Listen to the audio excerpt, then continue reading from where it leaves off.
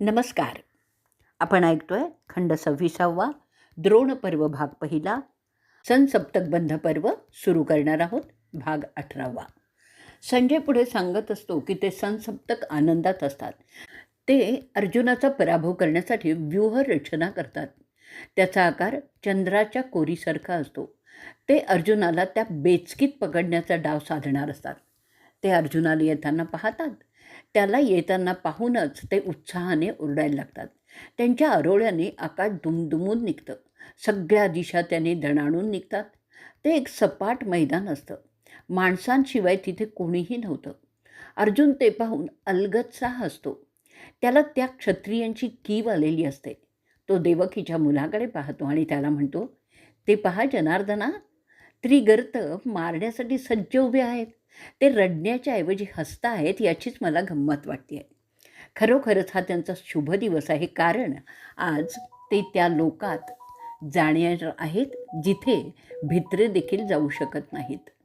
ते बोलत असतात तेवढ्यातच तो आणि ऋषिकेश त्या चंद्रकोरीच्या मध्ये येऊन पोचतात. तिथे आल्यावर तो त्याचा देवदत्त शंख काढतो आणि वाजवायला लागतो. त्या शंखानादाने सगळ्या दिशा भरून निघतात. त्या नादाने काही सनसप्तक घाबरतातही. ते तसेच उभे राहतात. त्यांच्या अंगातून घाम फुटतो. त्यांचे पशुसुद्धा मोठे डोळे करून इकडे तिकडे पाहायला लागतात. काही तर मुततात देखील, काही रक्त ओततात. तरीही ते हिम्मत करून आपापल्या रांगेत उभं राहून अर्जुनावर बाणांचा वर्षाव करू लागतात. अर्जुन त्यांच्या 5 ते 10 बाणाने ते सगळे शेकडो बाण उलटवतो त्या मारणाऱ्यांवर. त्यातून काही जिष्णूला लागतात, पण त्यातील काही राजे त्याच्यावर प्रत्येकी 5-5 बाण मारतात. त्या लढाईत त्यांना तर चेव येतो आणि ते पुन्हा पुन्हा पार्थावर आणि माधवावर जोराने बाणाचा वर्षाव करू लागतात. त्या वर्षावाचा त्या दोघांना काहीच त्रास होत नाही. ते अर्जुनाच्या मुकुटावर नेम धरून बाण मारतात, पण त्याचा काहीच परिणाम होत नाही आणि ते सगळे बाण अर्जुन तोडून टाकतो. सुवाहू, सुधर्मन, सुधवान पार्थावर सतत बाण मारतच असतात. अर्जुन त्यानंतर सुधवनाचं धनुष्यच तोडून टाकतो. अर्जुन सगळे त्यांचे बाण उलटवत असतो. त्यानंतर अर्जुन त्यातल्या एकाचा घोडाच मारून टाकतो. त्यानंतर तो त्या सनसप्तकांपैकी एकाचं पागोटं उडवतो. ते झाल्यामुळे त्याचे इतर सहकारी घाबरतात. ते तिथून पोवाराच करतात. जिथे दुर्योधन होता तिथे ते जातात. ते पाहिल्यावर इंद्राचा मुलगा प्रचंड रागावतो. त्या दुर्योधनाच्या लोकांवर संततधार असा बाणांचा वर्षाव करतो. त्यामुळे त्याचे विरोधक हरल्याचं मान्य करतात. त्रिगर्त आता खरोखरच फार घाबरलेले असतात. अर्जुन त्याचा संहार करत असताना ते मात्र शुंभासारखे तसेच पाहत उभे असतात. जणू काही ते मंतरलेलेच होते. दुर्योधन आपल्याला भित्रा म्हणेल त्याचं त्यांना वैषम्य वाटत असतं. दुर्योधन त्यांना आदेश देतो की असे पळून जाऊ नका, तुमच्या कुवतीप्रमाणे लढत राहा. त्यानंतर ते सनसप्तक पुन्हा रणांगणात उतरतात. ते नारायणाच्या हातून मरण्यासाठीच. इथेच आपला भाग 18वा आपण संपवणार आहोत. भाग 19वा. संजय पुढे सांगतो की अर्जुन पाहतो की ती पळालेले सनसप्तक पुन्हा रणांगणात आलेले आहेत. तो वासुदेवाला म्हणतो, आपला रथ सनसप्तकांच्याकडेच न्यावा. ते जिवंतपणे लढण्याचं थांबवणार नाहीत असंच दिसतंय. त्यांना यमाकडे आता पाठवावं लागेलच. आज माझ्या मित्रा, तू माझ्या शस्त्र सामर्थ्याची प्रचितीच घेशील. आज मी त्या सगळ्यांना ठार मारणार आहे, जसे रुद्र युगांती पशूंचा वध करतात. त्याचा निर्धार तो ऐकून कृष्ण हसतो. त्याचा रथ सनसप्तकांच्या घेऱ्यात आणून ठेवतो. त्यानंतर ते नारायण रागात येऊन आपली दैवी आयुध काढतात. त्यांच्या बाणांच्या वर्षावामुळे धनंजय आणि कृष्ण दिसेनासेच होतात. त्यानंतर फाल्गुनी संतापलेला त्याचे शंख वाजवतो. त्यानंतर तो त्याच्या बाणांचा वर्षाव करू लागतो. तो त्वस्त्री आयुध वापरतो. ते आयुध एका क्षणात फार मोठा जनसमूह नष्ट करू शकणारं होतं. त्या मायावी शस्त्रामुळे कौरवांच्या सैनिकांना अर्जुन त्यांच्यातच दिसायला लागतो. त्यामुळे ते सैनिक एकमेकांना बाण मारून ठार करायला लागतात. ते तसं सतत होत राहिलं. त्यांच्याच बाणाने ते त्यांच्याच लोकांना ठार मारत होते. त्यांच्या स्वतःच्या बाणांच्या भडीमारामुळे ते यमाच्या घरी गेले. ते दृश्य पाहून विभस्तू हसत होता. मवेलक आणि त्रिगर्थ ह्या बाजूचे योद्धे अशा रीतीने मारले गेले. त्यानंतर उरलेले सनसप्तकाचे सैनिक अर्जुनावर बाणांचा वर्षाव करू लागतात, परंतु त्यामुळे त्या दोघांचं काहीही बिघडत नाही. ते दोघेही मोठ्यांदा ओरडून आपला आनंद व्यक्त करतात, परंतु मायावी अस्त्रांमुळे त्या सनसप्तकातील लोकांना असं वाटतंय की त्यांनी अर्जुनाला आणि कृष्णाला मारलेलं आहे. त्या गैरसमजाच्या प्रभावाखाली ते आपली वस्त्र उडवून आनंद व्यक्त करतात. त्या आनंदात ते त्यांची रणवाद्ये वाजवू लागतात. कृष्ण पार्थाला विचारतो, अरे दोस्ता, तू आहेस कुठे? तू जिवंत आहेस का? ते ऐकल्यावर अर्जुन वायव्य अस्त्र वापरतो. त्यामुळे आधीचे भ्रमदृश्य नाहीसं होतं.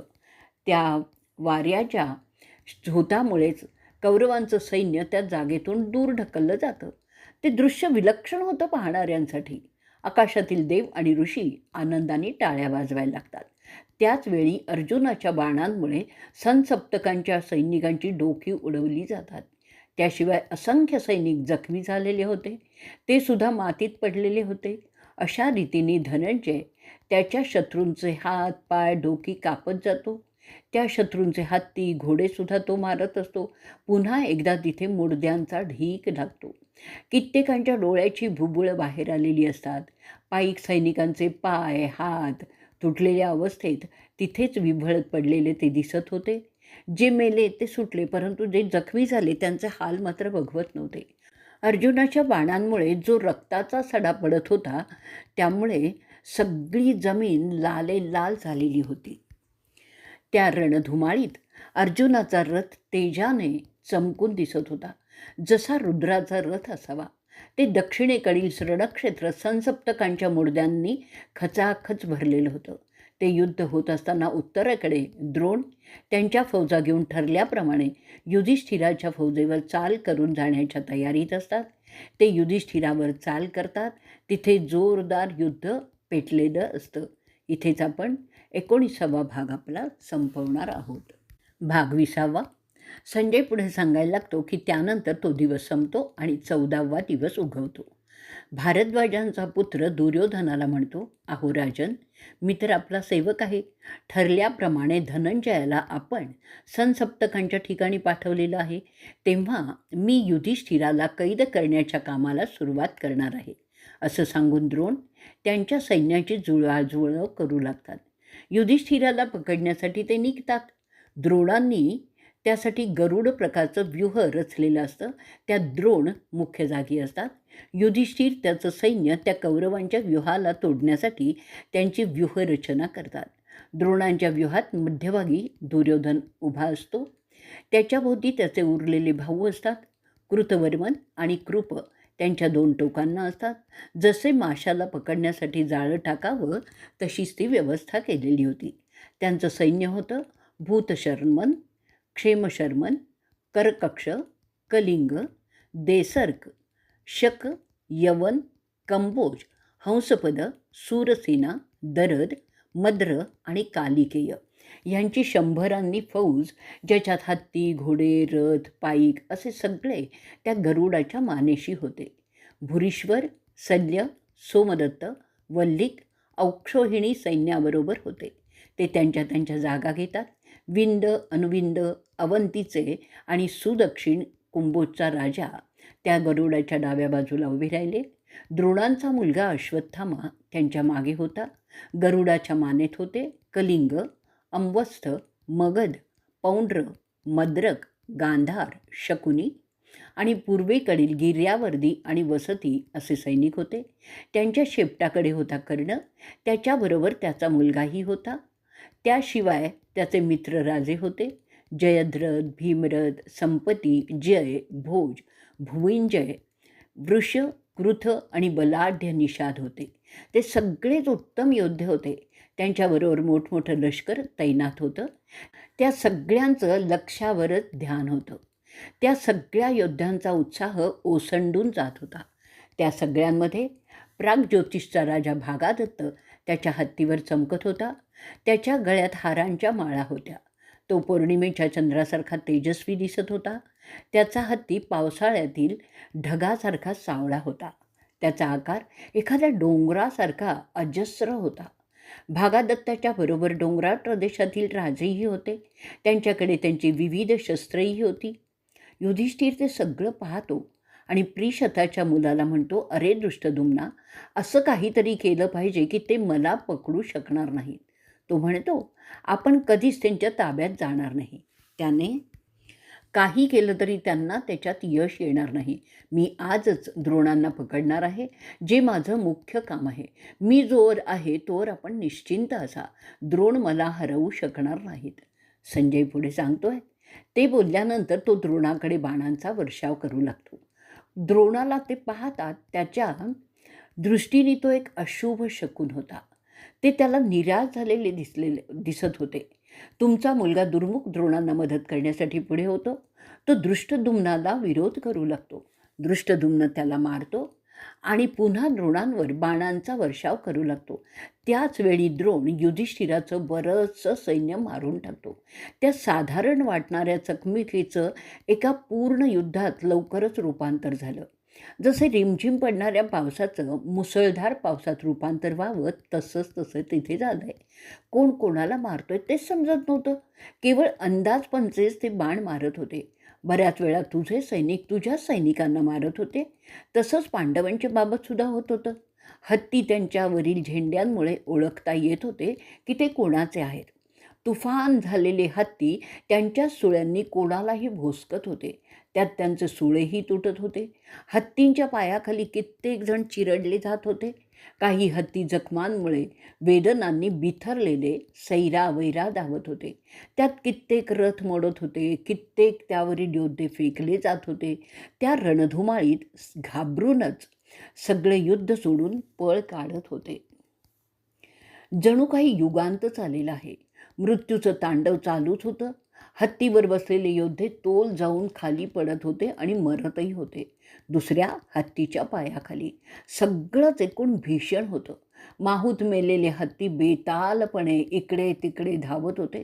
योद्ध्यांची शस्त्र सगळीकडे विखुरलेली पडलेली दिसत होती. प्रचंड आकाराचे हत्ती कोसळल्यामुळे जमीन देखील हादरत होती.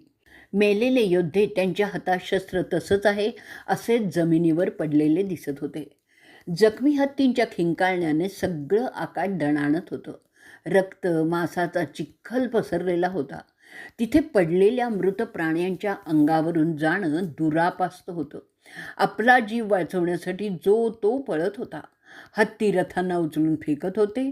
त्यातील स्वार आणि सारथी आकाशात भिरकवलेले दिसत होते. जखमांनी भरलेले ते क्षत्रिय बाप कोण मुलगा कोण ते न पाहताच मारत होते.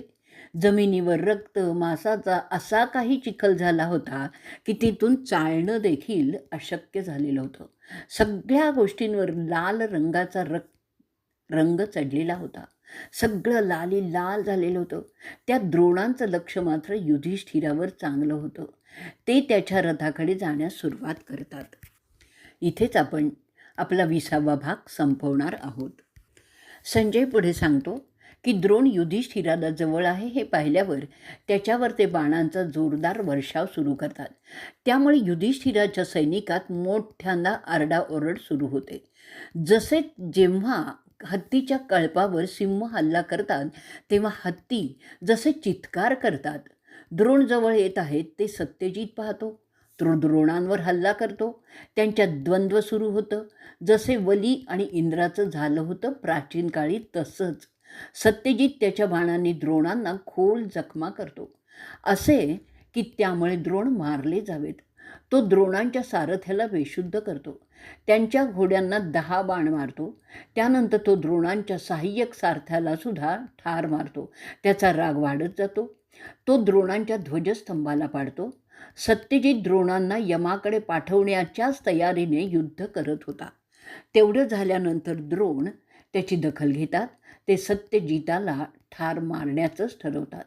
प्रथम ते सत्यजिताचं धनुष्य मोडून टाकतात. त्यानंतर त्याला खोल जखमा करतील असे बाण मारतात. त्यामुळे न डगमगता तो नवीन धनुष्य घेतो. द्रोणांवर जोराचा हल्ला करतो. ते पाहिल्यावर पांडवांच्या सैनिकात उत्साह येतो आणि ते सत्यजिताला उत्तेजन देण्यासाठी जोरजोराने ओरडून प्रोत्साहन देऊ लागतात. त्यामुळे आणखीन एक त्यांचा योद्धा उत्तेजित होतो, तो वृक. द्रोणांवर बाणांचा वर्षाव करू लागतो. द्रोणांच्या छातीत तो त्याचे बाण मारतो. त्याचा द्रोणांना फार त्रास होतोय असंही दिसतं. त्यामुळे द्रोणांना खूप राग आलेला असतो. ते दात ओठ खात वृकावर बाणांचा मारा सुरू करतात. ते वृकाचं धनुष्य मोडून टाकतात. त्यानंतर ते 6 बाणांनी वृक आणि त्याच्या सारथ्याला ठार मारतात. सत्यजित मोठा तिरकमठा घेऊन द्रोणांवर हल्ला करतो. त्यांचे घोडे सारथी जखमी करतो. त्यांचा ध्वज पाडून टाकतो. तो अपमान द्रोण सहन करू शकत नाहीत. द्रोण त्याच्या प्रतिस्पर्ध्यावर जोराचा हल्ला मोठे बाण मारून करू लागतात. सत्यजिताचे सहाय्यक सारथी ते मारून टाकतात. त्यानंतर सत्यजित ऐकत नाहीत ते पाहून द्रोण एक धारदार बाणाने सत्यजिताचं मुंडकं उडवतात. सत्यजित खाली कोसळतो. युधिष्ठिराला द्रोणांची भीती वाटू लागते. ते तिथून पळून जातात. त्यानंतर पांचाल, केकया, मत्स्य, छेड्डी, करुष, कोसल हे द्रोणांवर चहूबाजूनी हल्ला करतात. असे की द्रोण युधिष्ठिराचा पाठलाग करूच शकणार नाहीत. द्रोण मात्र त्यांचा इरादा सोडवायला तयारच नव्हते. ते त्या पांडवांच्या दोस्तांचं सैन्य मारायला लागतात. सतनिक विराटांचा धाकटा भाऊ द्रोणांवर चालून जातो. सतनिक द्रोणांना जखमी करतो. त्याबरोबर त्यांच्या सारथ्यांना आणि घोड्यांना सुद्धा जखमी करत असतो. मोठ्यांदा गर्जना करून तो त्याचा मारा करतच असतो. खुनशीपणे तो द्रोणांवर वार करत असतो. ते ब्राह्मण आहेत त्याची तो पर्वा करतच नाही. द्रोण सतनिकाचं मुंडकं उडवतात. त्यामुळे मत्स्य सैन्य पळून जातं. त्यानंतर द्रोण करुष, छेड्डी, केकया, पांचाल, श्रींजय अशांच्या फौजा हरवत जात असतात. अगदी युधिष्ठिराच्या जवळ द्रोणांच्या धनुष्याच्या आवाजाने सगळं आसमंत दणाणून गेलेलं होतं. त्यामुळे कित्येक हत्ती, घोडे आणि सैनिक द्रोणांनी मारलेले होते. त्यांच्या उग्र वागण्यामुळे पांडवांच्या सैन्यात एकच घबराट पसरली होती. विष्णूने दैत्यांचा संहार केला होता त्याचीच आठवण आकाशात असलेल्या देवांना आणि ऋषींनाही येत होती. त्या संहारामुळे त्या रणभूमीत रक्ताचे पाट वाहत होते. मुडद्यांच्या राशीच तिथे झालेल्या होत्या. त्यामुळे त्यातून चालणं फार अवघड झालं होतं. रथ चालवणं तर अशक्यच झालेलं होतं. मृतांचे अवयव जिकडे तिकडे पडलेले दिसत होते. त्यात कित्येक मुंडकी पडलेली होती. मृत योद्ध्यांची शस्त्र सगळीकडे पडलेली दिसत होती. त्या संहारामुळे कित्येक क्षत्रिय घराणी संपली होती त्याची गणनाच करता येत नव्हती. भर दिवसात त्या रणभूमीत राक्षस वावरू लागले होते. ते मेलेल्यांचं मांस खाण्यासाठीच आलेले होते. त्यांच्याबरोबर कुत्री, लांडगे, कोल्हेसुद्धा फिरत होते. त्यानंतर कुंतीची मुलं द्रोणांना चहूबाजूनी घेरतात. ते पाहून तुमच्या बाजूचे राजे द्रोणांना संरक्षण देण्यासाठी पुढे सरसावतात. शिखंडी द्रोणांना बाण मारतो. क्षात्रधर्मनसुद्धा द्रोणांना बाण मारतो. वासुदेव 5 मारतो. उत्तम मौजा 3 बाण मारतो. क्षात्रदेव 5 मारतो. सत्यकी शेकडो बाण द्रोणांवर फेकतच असतो. त्याचप्रमाणे युधमन्यू 8 मारतो. युधिष्ठिरसुद्धा द्रोणांवर हल्ला करतच असतो. दृष्टद्युम्न 8 बाण मारतो. चेकितान 3. ते झाल्यानंतर द्रोण चिडलेल्या हत्तीप्रमाणे पांडवांच्या गटावर हल्ला करतात. दृढसेनेला त्यांच्या रथासकट फेकून देतात आणि त्यानंतर ते क्षमावर 9 बाण मारतात. त्यामुळे तो राजा मरतो. त्याच्या रथातून तो खाली पडतो. त्यानंतर द्रोण स्वतःभोवती गोल गोल फिरत सर्व दिशांना बाण मारायला लागतात. त्यामुळे पांडवांच्या बरोबर कौरवांचं सुद्धा क्षत्रिय मारले जातात. त्यानंतर ते शिखंडीवर वार करतात. उत्तम मौजा, वासुदेव यांना ते यमाकडेच धाडतात. सुदक्षिण, क्षेमवर्मन, क्षेत्रदेव यांना जखमी करतात. युधामन्यू, सत्यकी यांना बाणाने मारत तो द्रोणाचार्य आता युधिष्ठिराच्या रथाजवळ जाऊ लागतो. ते पाहून युधिष्ठिर तिथून पोबारा करतो. द्रोण त्याला जाऊ देतात असं वाटतं. म्हणजे अरे राजा धृतराष्ट्रा, द्रोणांना युधिष्ठिराला मनापासून पकडण्याची इच्छा नव्हती असंच ते पाहून दिसून येत आहे. त्याचवेळी पांचाल द्रोणांवर जोराचा मारा करू लागतात. द्रोण त्या पांचाल पुत्रांना ठार मारतात. ते पाहून पांचाल गोठातून मोठ्यांदा आक्रोश येऊ लागतो. त्या ब्राह्मणाला ठार मारू, द्रोणाला ठार मारलंच पाहिजे, असे ते लोक द्वेषाने ओरडत असतात. ते ऐकल्यानंतर द्रोण पांचालांच्या सैन्यावर हल्ला करतात. मत्स्य, कैकेया, श्रींजय असे सगळे द्रोणांवर तुटून पडतात. कौरव फौजांच्या मदतीने द्रोण सत्यकीच्या पलटणी मारून टाकतात. त्यामध्ये चेकितांचा मुलगा, सेनाबिंदू, सुवर्चा आणि इतर अनेक राजे सामील असतात. पांडवांचं मोठं नुकसान झालेलं होतं. तुमचं सैन्य त्या दिवशी जोरदार होतं. विजय त्यांच्या हातात आलेला होता. पांडव पळून जात होते ठिकठिकाणाहून. त्याचप्रमाणे केकय्या, मत्स्य, पांचालसुद्धा हरत असल्याचं दिसत होतं. इथेच 21वा भाग आपला संपलेला आहे. भाग 22वा. धृतराष्ट्र म्हणतात, जेव्हा पांडवांचं सैन्य द्रोणाचार्यांच्या मारामुळे तुटलेलं होतं तेव्हा पांडवांपैकी कोणी त्याला द्वंद्वात आव्हान देण्यासाठी गेलं होतं का? कोणी का त्याला सामोरी गेलं नाही? तसं हिंमतवान कोणीच क्षत्रिय त्यांच्यात नव्हता का? मला सांग संजया, त्याला थांबवण्याचे कोण पुढे आलं ते मला सांग. संजय सांगतोय, छेड्डी, कालकेया, मत्स्य, पांडव, पांचाल असे सगळे द्रोणाचार्यांच्या मारामुळे खजील झालेले होते. तेव्हा कौरव आनंदाने ओरडत होते. ते पांडवांच्या सैन्यावर त्यांच्या हत्तीदल, रथदल, घोडेस्वार आणि पाईक सैनिकांच्या मदतीने चहूबाजूनी हल्ला करण्यास सुरुवात करतात. दुर्योधन ते पाहून त्यांच्या फौजेमध्ये सुरक्षित असा राहून मोठा आनंद व्यक्त करत होता. तो कर्णाला म्हणतो, अरे राधासुता, पहा पांडवांची कशी दैना द्रोणाचार्य करत आहेत. पांचालाचे हाल पहा कसे द्रोणांनी केलेले आहेत. सिंहाला पाहून जशी हरणं पळून जातात तसंच ते जात आहेत. पहा आपलं सैन्य कसं त्यांना घेरतं आहे. तो एकटा पडलेला भीम पाहूनच मला फार आनंद होत आहे. त्यांनी हे सिद्ध होतं की पंडूंचे पुत्र त्यांची राज्य घेण्याची कल्पना सोडून देतील. कर्ण त्याला म्हणतो, तो बलाढ्य योद्धा जोवर जिवंत आहे तोवर रणांगण सोडणार नाही. आणि ते पांडवसुद्धा असे हार मानणार नाहीत. जे घडत आहे ते पांडव गुपचूप सहन करतील अशा भ्रमात आपण राहू नये. ते कमालीचे शूर आहेत. त्यांच्याकडे उत्तमोत्तम शस्त्र आहेत. तुम्ही जे काही पूर्वी केलेलं आहे त्यांच्याशी त्याची आठवण जोवर त्यांना आहे तोवर ते लढत राहणार आहेत. तो पहा शक्तिमान रुकोदर परत लढण्यासाठी येत आहे. कुंतीची मुलं आपले मोठमोठे योद्धे ठार मारल्याशिवाय गप्प बसणार नाहीत हे ध्यानात असू द्या. तो भीम त्याच्या लोखंडी गदेने आपले कित्येक योद्धे सहजपणे मारू शकतो. ते पहा सत्यजिताचे वीर, पांचालाचे वीर, केकया, मत्स्य असे सगळेच पुन्हा परतत आहेत रुकोदराच्या मागून. ते सगळे फार मोठे शूर योद्धेच आहेत. त्यांचं नेतृत्व भीमाकडे आहे. ते पहा भीम द्रोणाला घेरण्यासाठी व्यूह रचत आहे. त्यांच्यामध्ये द्रोण आता असुरक्षितच आहेत. त्यांच्याकडे असलेल्या आयुधांनी ते द्रोणाला सहजपणे पकडू शकतात. आता जे काही करायचं आहे ते अश्वत्थामा करेल तरच द्रोण वाचतील. चला आपण द्रोण जिथे आहे तिथे सगळे जाऊ, नाही तर तो व्रतस्थ जीवन जगणारा ब्राह्मण त्यांच्या हाती मारला जाईल. संजय पुढे सांगतोय की कर्णाचं ते बोलणं ऐकून दुर्योधन सावध होतो. ते सगळेच कौरव बंधू द्रोण जिथे होते तिथे जायला लागतात. पांडवांचं सैन्य मोठा आवाज करत तिथे जात असतं. ते पुन्हा लढण्याच्या तयारीने जात आहेत असंच दिसतं. त्या सगळ्यांची एकच इच्छा आहे की द्रोणाला मारायचं, अगदी एकटा गाठून. इथेच आपण आपला 22वा भाग संपवणार आहोत. भाग 23वा. धृतराष्ट्र पुढे म्हणतायत, मला सांग संजया, भीमाच्या नेतृत्वाखाली जाणाऱ्यांची माहिती, त्यांचे कपडे, कोणती शस्त्र ते घेतात, किती घोडे, किती हत्ती, ते सगळं मला सांग. संजय सांगायला लागतो की वृकोदर त्याच्या रथाने द्रोणांकडे जात असतो. त्याच्या मागून सिनीचा नातू सत्यकी असतो. त्यांच्याबरोबर युधामन्यू द्रोणावर चाल करण्यासाठी जात असतो. दृष्टद्युम्नसुद्धा तिथेच जात असतो. त्या सगळ्यांचे घोडे मोठे रुबाबदार असतात.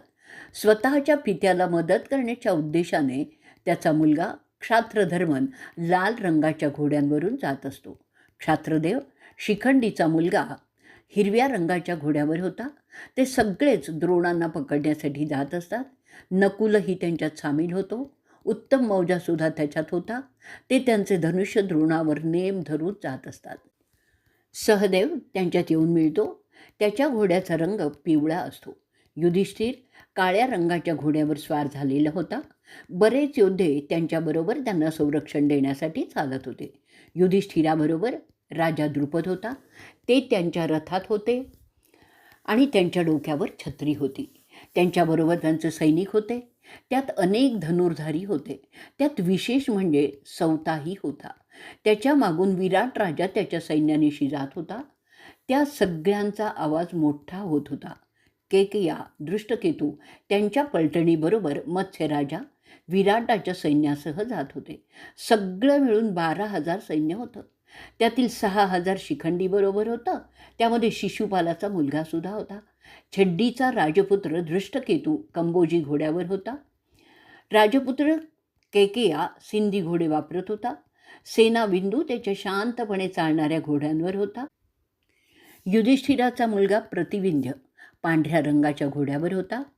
सुत सोमसुद्धा तशाच शुभ्र रंगाच्या घोड्यावर होता. तो अर्जुनाचा मुलगा होता.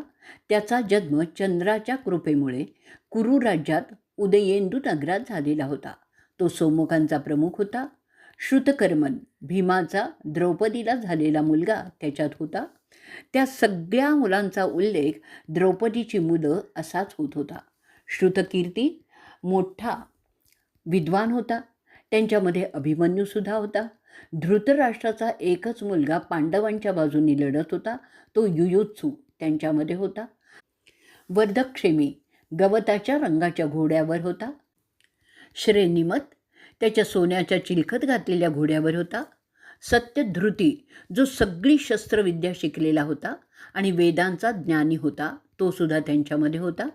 त्यांच्यामध्ये द्रोणांचा वध करण्याचं कार्य असलेला आणि सेनेचा सरसेनापती असलेला दृष्टद्युम्न देखील होता.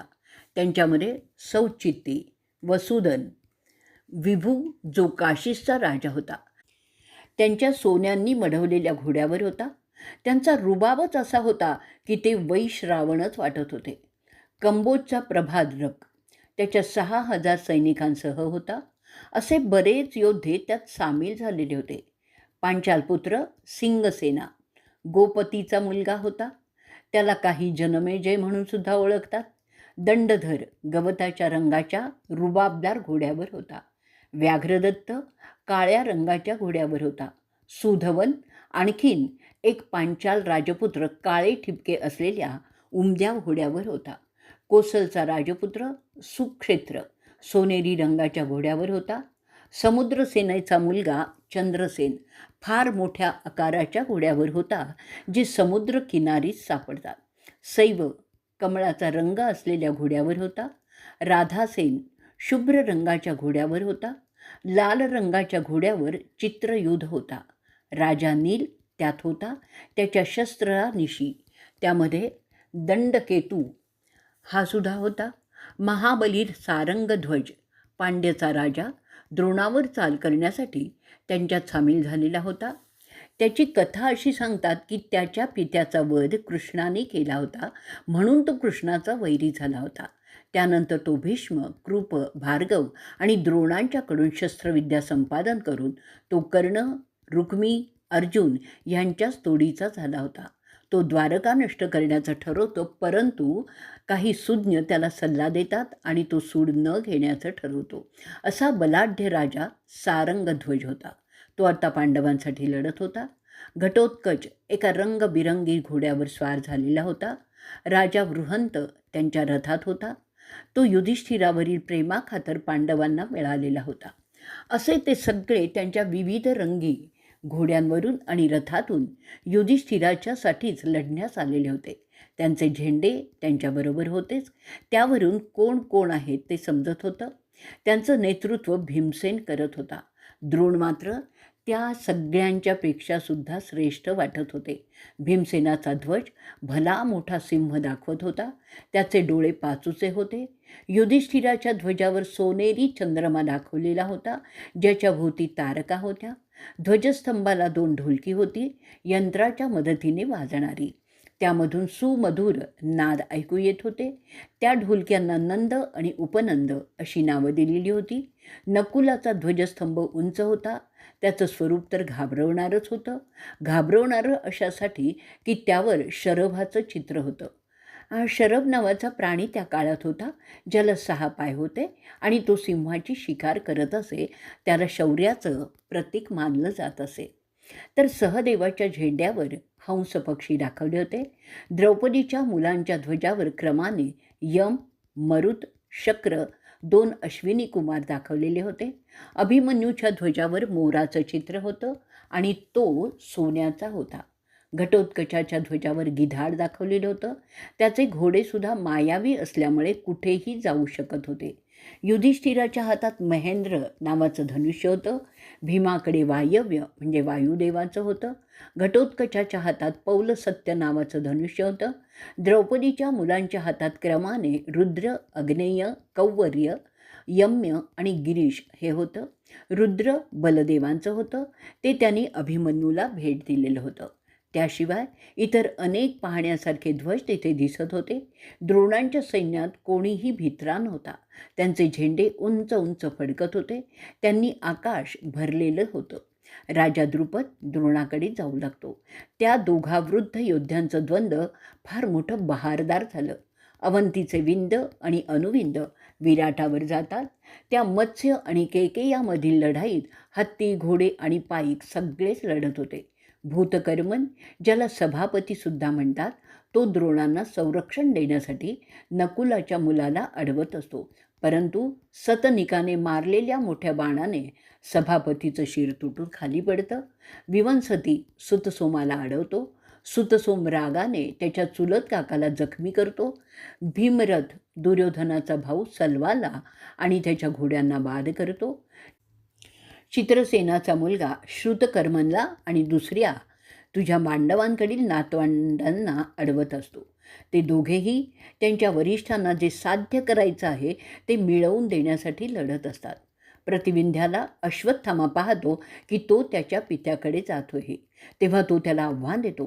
प्रतिविंध्य रागाने अश्वत्थाम्याला जखमी करतो. त्यानंतर तो द्रोणाचार्यांच्या मुलावर बाणांचा भडीमार करत असतो. दुःशासनाचा मुलगा श्रुतकीर्तीला अडवतो, कारण तो द्रोणांकडे जात होता. श्रुतकीर्ती तो हल्ला परतवतो आणि त्यात तो दुःशासनाच्या मुलाच्या रथाला मोडतो आणि नंतर तो द्रोणांकडे जातो. दुर्योधनाचा मुलगा लक्ष्मण त्याला अडवतो, परंतु त्याचा काहीही उपयोग होत नाही. लक्ष्मणाच्या शस्त्रांची तो मोडतोड करतो. विकर्ण शिखंडीला अडवतो. शिखंडी विकर्णाला बाणाने असं काही घेरतो की तो घाबरून जातो. अंगद उत्तम मौजाला अडवतो. त्यांचं भीषण द्वंद्व होतं. तुमचा दुर्मुख पुरजित्याला अडवतो, कारण तो सुद्धा द्रोणांकडे जात असतो. कर्ण 5 कैकेयी बंधूंना अडवतो. ते 5 भाऊ कर्णाला घेरतात. त्यात तुमचा मुलगा दुर्जय, जय, विजय राजा नीलाला अडवतात. त्यांचं युद्ध पाहणाऱ्यांना आनंदच देणारं होतं. क्षेमधृती आणि बृहंत सत्यकीला अडवतात. ते युद्धही पाहण्यासारखंच होतं. छेड्डीचा राजा रागाने अनेक योद्ध्यांना मारतो, जे त्याच्या वाटेला येतात. राजा अम्वस्थ हा सुद्धा त्याच्या विरोधकांना बाणांनी जखमी करत असतो. कृप वर्दक्षेमीला अडवतो. सोमदत्ताचा मुलगा द्रोणांना वाचवण्यासाठी मनिमताला अडवतो. मनिमत त्याचं सर्वस्व काढून घेतो आणि ते झाल्यानंतर सोमदत्ताचा मुलगा त्याच्या निकामी झालेल्या रथातून उडी मारून खाली उतरतो आणि मनिमताचे रथाचे घोडे, सारथी ह्यांच्यावर तलवारीने वार करतो. त्यांना घायाळ करतो. ते केल्यानंतर तो पुन्हा त्याच्या रथात चढतो आणि स्वतः रथ चालवत निघतो. त्यानंतर पांडवांचे सैन्यही तो कापायला लागतो.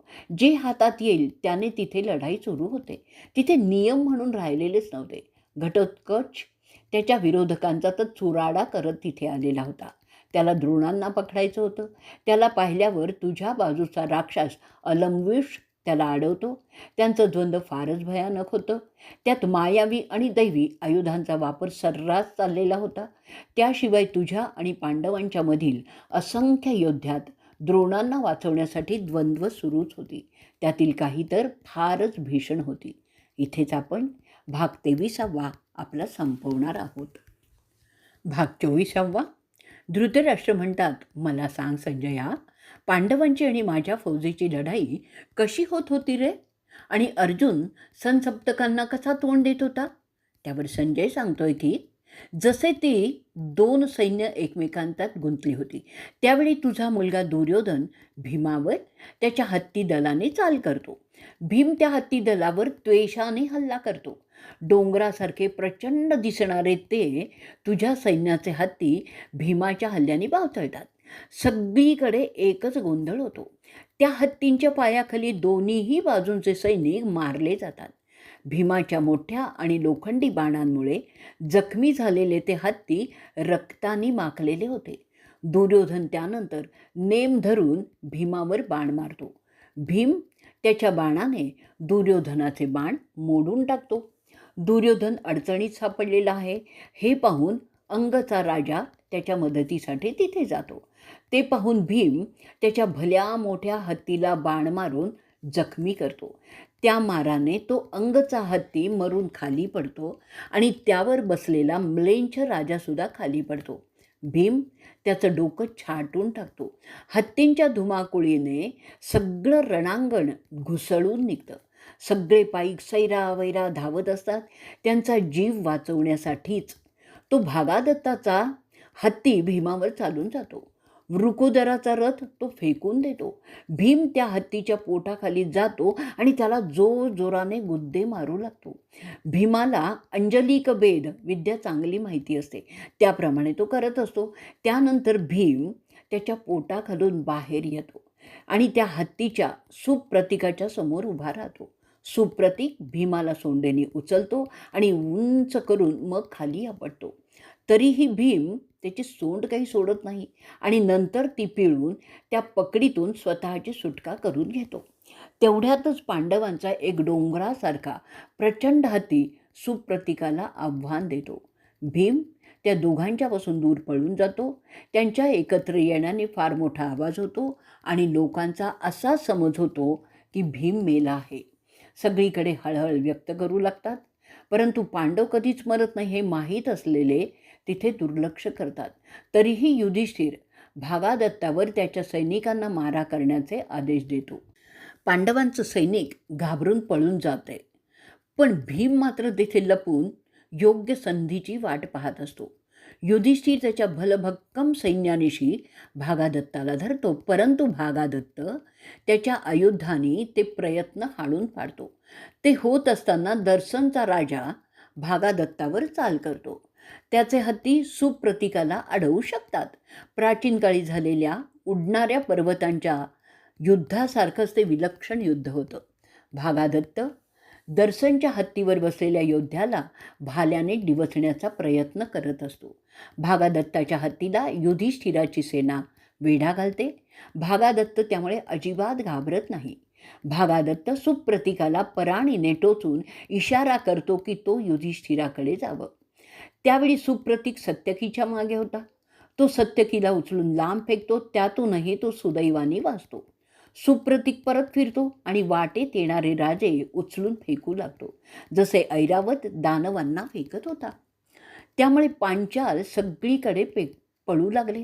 त्यांचा मोठा गदारोळ झाला होता. ते भीम पाहत होता. त्याचा राग अनावर झाला होता आणि भीमाला पाहून सुप्रतीक त्याच्या अंगावर त्याच्या सोंडेनी पाण्याचा जोरदार झोत फेकतो. त्यावेळी अर्जुनाचा मुलगा रुचिपर्वन तिथे येतो. तो भागादत्तावर चाल करतो. भागादत्त एका बाणाने रुचिपर्वनाला घायाळ करतो. ते पाहून अभिमन्यू, द्रौपदीची मुलं, चेकितन आणि दृष्टकेतू असे युयुत्सूबरोबर सुप्रतीकाच्या मागे लागतात. त्यांना तो हत्ती मारायचा असतो. भागादत्त त्याच्या पराणीने सुप्रतीकाला युयुत्सूकडे वळवतो. युयुत्सूचा रथ तो उलटवतो. त्याच वेळी दुर्योधन अभिमन्यूकडे जातो. अभिमन्यू त्याला बाणाने जखमी करतो. त्याशिवाय पांडवांची मुलं तुझ्या मुलाला बऱ्याच ठिकाणी जखमा करतात. अंगाला अनेक बाण रुतलेले आहे असे ते सुप्रतीक ते बाण घेऊन रणांगणात गोल गोल फिरत होता. वाटेत येईल त्याला तो उडवत होता. पांडवांच्या फौजेची वाट लागली होती. त्या हत्तीपासून दूर पळणाऱ्या फौजांचा मोठा आवाज येत होता. सैनिक किंचाळतच होते. भागादत्त जिंकल्याच्या आविर्भावात त्या रणांगणात रुबाबदारपणे फिरत होता. त्या रणधुमाळीमुळे आसमंत धुळीने भरलं होतं. जणू काही अनेक हत्ती लढत आहेत असंच ते वाटावं. इथेच आपण आपला 24वा भाग संपवणार आहोत.